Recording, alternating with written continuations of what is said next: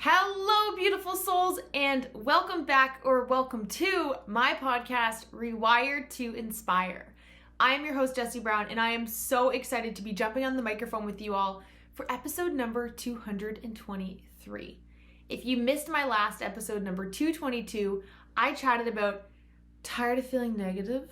Listen to this. So if you haven't, and you're feeling a little more negative than you would like to, please, I encourage you to go check out that episode.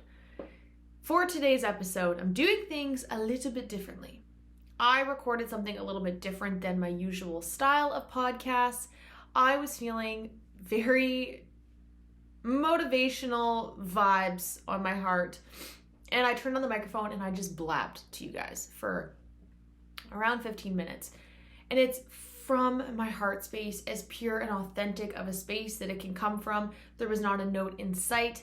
I sometimes get these urges to just word vomit and share with you guys what's on my heart, what's on my mind. And sometimes I know what I'm going to say. Sometimes I start these recordings and then I cut them because I get to like 4 minutes and I have nothing else coming out. But I really just wanted to do something a little bit different because I'm feeling like maybe that's what is needed to be heard right now.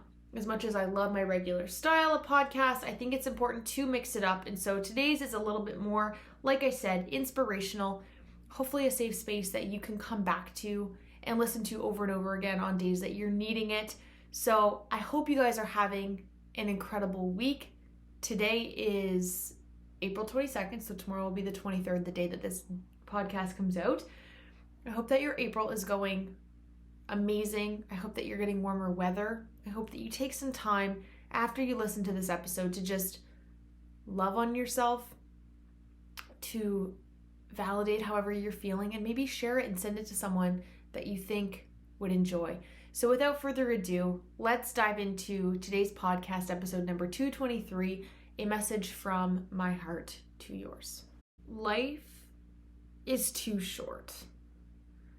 Life is too short to worry about how others will perceive your actions. Too short to give up doing the things that make you you. Too short to hold yourself back from chasing the things your heart has been craving and pushing and communicating for you to chase after. As I sat here this morning making a cup of coffee, I had set the intention last night that this wasn't going to just be a regular cup of coffee. I wanted this to be an extra special, over-the-top coffee.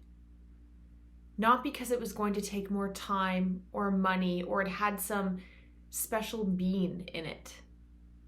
But instead, it was taking an action I was doing every single day and making it just a little more special.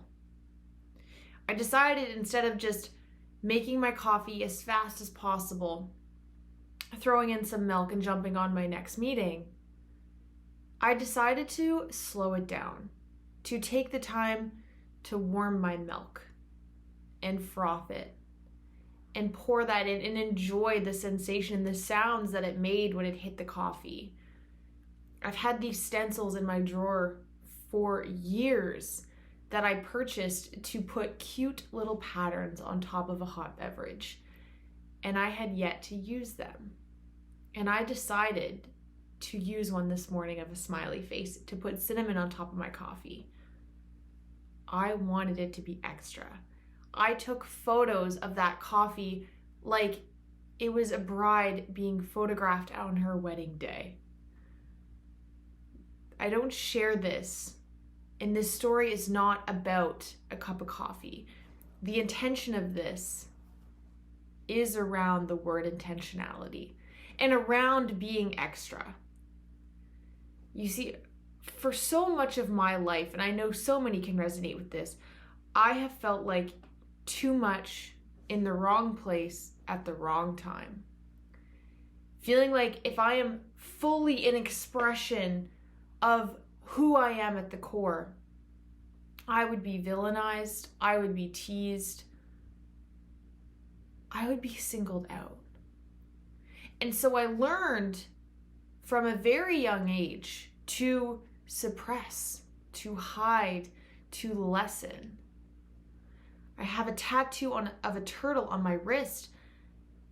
And a lot of times when people ask me what the turtle is, my quick response is to say it's my favorite animal. But what they don't understand is the symbolic representation that a turtle holds for me. It is a protector. The turtle lies two powerful meanings for me. The first is that shell of protection. And I think turtles can teach us a lot, right? We have a shell, we have boundaries, we have protectors that come in from our experiences and act like shields to defend us in life. But what the turtle teaches us is that coming out of our shell is essential to see the world, to navigate, to learn, to adapt. When so many of us stay in our shells and we become followers, we do not learn how to enjoy and grow in life from our own individual perspective. We learn from others, and think of how many of us do that. We seek externally for validation, for clarification, for guidance, when we have the answers within us. Be extra. The second lesson the turtle teaches me is truth.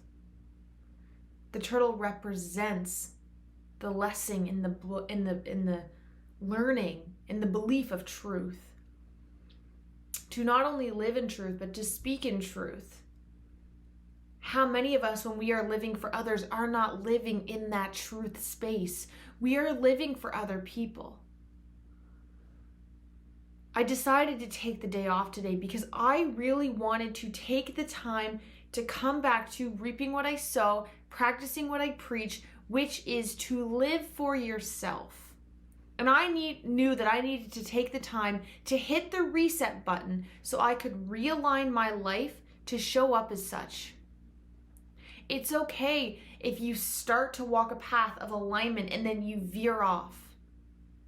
That is why it's so important that we take the conscious time often to scan our life, to evaluate, to notice what's going on so we can realign it. Life is this precious, precious gift that we have. And it's so easy for things to pass us by, for us to get triggered around something and it begins to take over our whole consciousness in life. We can have events that happened in our life 10 years ago and we are still being influenced by them. It is in our design as humans to protect ourselves, to care about what other people think of us. How will others perceive me? What will other people think of me if I do this? My question for you is, what do you think of yourself? What does it mean for you to take conscious time to do something for you? Whether that is making yourself that special cup of coffee, whether that is making your bed in the morning or putting on an outfit that makes you feel beautiful, how much time are you committing to making yourself feel your best? When we feel our best, we show up differently. I don't know if science or any kind of neuroscience can explain this, but when we feel good, we show up differently. But it is in our actions, in our thoughts, in our habits and patterns that dictate and have a direct correlation with how we are going to feel. When we are able to recognize that only we hold the responsibility of that, it is a very scary, daunting thought, but it is very empowering to know you hold the power and the control to shift your life. I want to share this with you. The last couple of days have been very emotionally overwhelming for me. And as always, stay with me. I'm talking about me, but I need you thinking about you.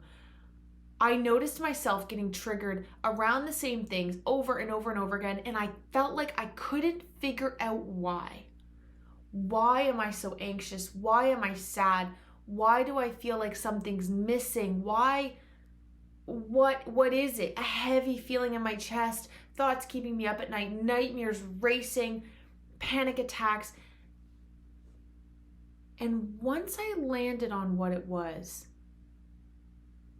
what came true to me and what I realized was I was seeking so many of my answers outside of me. Again, that turtle in the shell. How can I seek others and learn through their vision?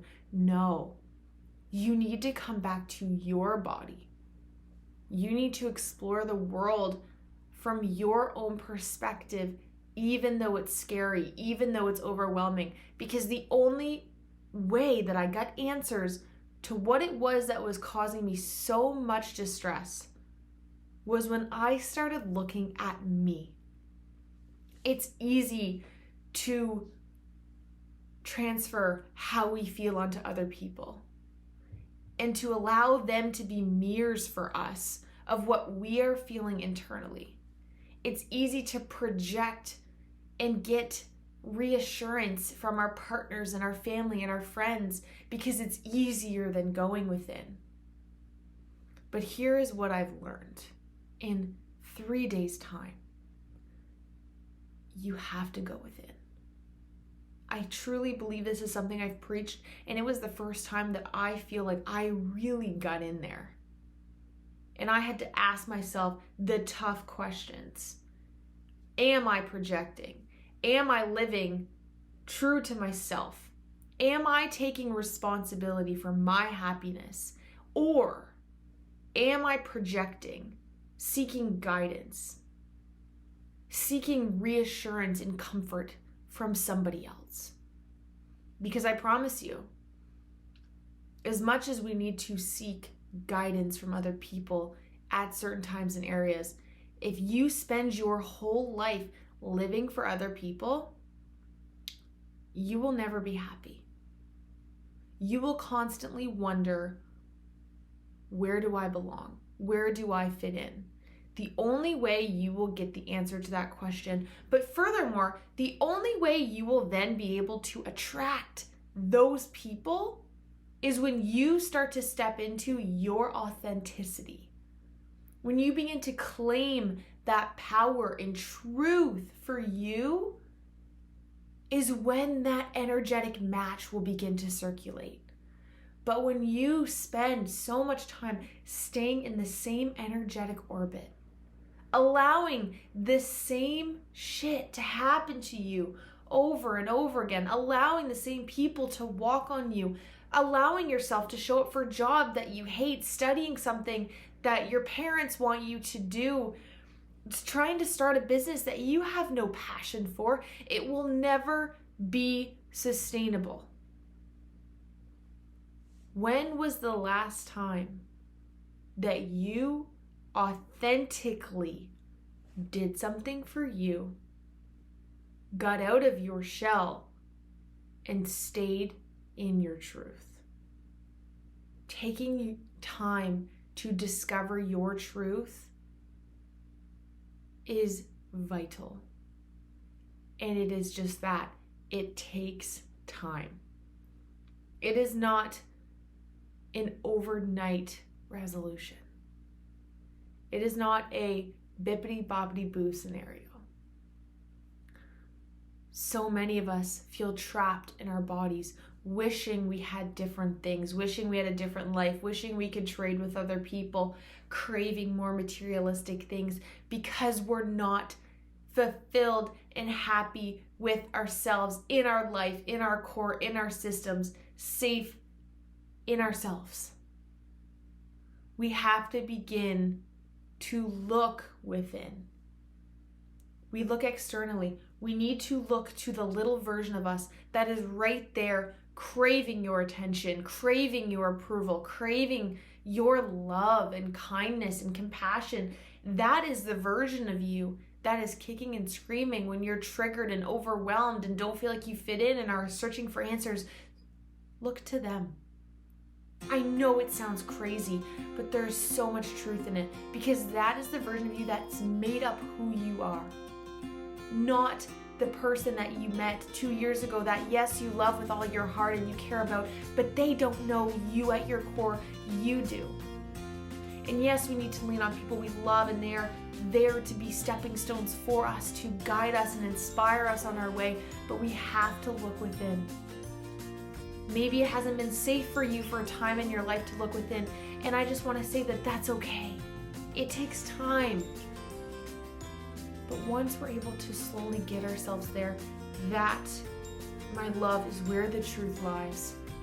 It is not until you tap into that you're able to do the extra things, such as making a special cup of coffee. But it is also in those little acts of self-love that we build that relationship with ourselves. We learn to trust ourselves. We learn to love ourselves. We learn to nurture ourselves, which is the first point of response that we need to gain approval and love from in the first place. You got this. Turn within and notice what flourishes. And I promise you, it is the most rewarding journey and the most powerful form of self-love. It might feel weird. It's probably gonna feel weird. But I promise you, you are not extra. You do not need too much. You do not crave too much. You do not want too much.